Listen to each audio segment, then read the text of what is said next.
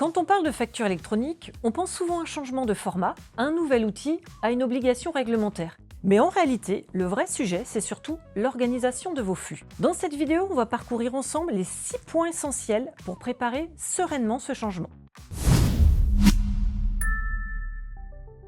Partie 1, comprendre ce que révèle la réforme. Aujourd'hui, dans beaucoup d'entreprises, une facture peut arriver par mail, être transférée à plusieurs personnes, attendre une validation, puis repartir vers la comptabilité. Avec la facture électronique, ce fonctionnement devra être plus structuré et c'est une bonne nouvelle. Quand les flux sont bien organisés, l'information circule mieux, les traitements sont plus fluides et le suivi des échéances de paiement devient beaucoup plus simple. La vraie question n'est donc pas quel outil choisir. La vraie question, c'est comment mes factures vont-elles circuler dans mon entreprise. En clair, la facture électronique ne fait pas apparaître un nouveau problème, elle met surtout en lumière les zones de flou qui existaient déjà. Partie 2, faire l'état de vos process. Avant toute chose, prenez une facture fournisseur type et posez-vous quelques questions très concrètes. Qui reçoit la facture? Qui la contrôle? Qui la valide? Qui gère les rejets ou des litiges? Qui suit les écarts entre la commande, la réception et la facture? Et surtout, sous quel délai? Le but, c'est de repérer les points de blocage, les factures qui arrivent à plusieurs endroits, les validations non tracées et les écarts que personne ne traite vraiment. Souvent, rien que cet état des lieux permet déjà de voir où est-ce qu'il faut simplifier. Et rappelez-vous, une facture bien reçue mais mal orientée reste une facture mal gérée.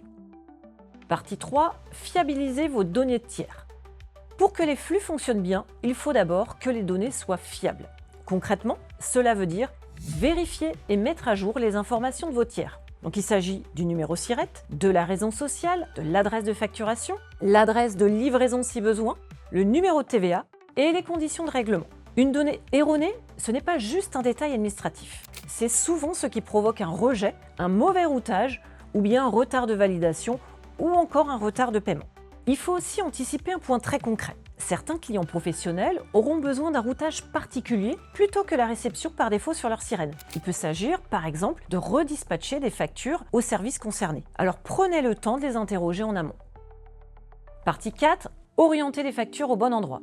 Autre erreur fréquente, vouloir faire arriver toutes les factures dans un seul et même circuit. En pratique, ce n'est pas toujours la meilleure solution. Selon votre organisation, il peut être utile de distinguer plusieurs mailles.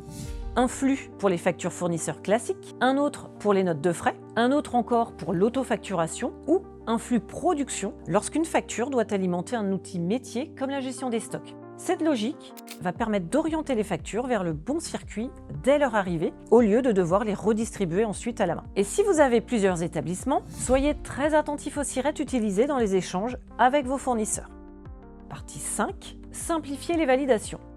Dans beaucoup d'entreprises, on perd du temps sur une question toute simple, qui doit valider la facture? Pour éviter cela, le plus efficace est souvent de créer une matrice de validation très simple.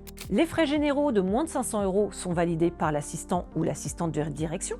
Les achats métiers sont validés par le responsable opérationnel. Les honoraires et les abonnements sont validés par la direction ou la comptabilité. Et une facture sans commande passe dans un circuit de contrôle renforcé.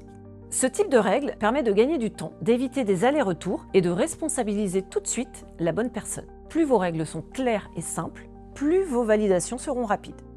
Partie 6, gérer les exceptions. Dernier point, et pas des moindres, un bon process ne se juge pas sur des cas simples, il se juge surtout sur sa capacité à gérer les exceptions. Il faut donc prévoir à l'avance comment vous allez traiter les litiges, les refus, les factures reçues hors circuit, les notes de frais et les situations particulières comme l'autofacturation. Un refus peut être définitif. Ce n'est donc pas un simple bouton « Je ne suis pas d'accord », il doit être utilisé avec discernement. Les notes de frais doivent être rapprochées des factures déjà reçues afin d'éviter d'enregistrer 2 fois la même charge. Et si vous travaillez avec des partenaires qui continuent d'envoyer des factures hors circuit, expliquez-leur clairement que ces factures ne pourront pas être prises en charge normalement. En résumé, la facture électronique, c'est aussi une vraie opportunité pour mettre de l'ordre dans vos flux, clarifier les rôles, fiabiliser vos données et gagner en fluidité au quotidien. Les entreprises qui s'y prépareront le mieux ne seront pas nécessairement celles qui auront l'outil le plus sophistiqué, mais celles qui auront les process les plus clairs. Merci pour votre écoute et à bientôt!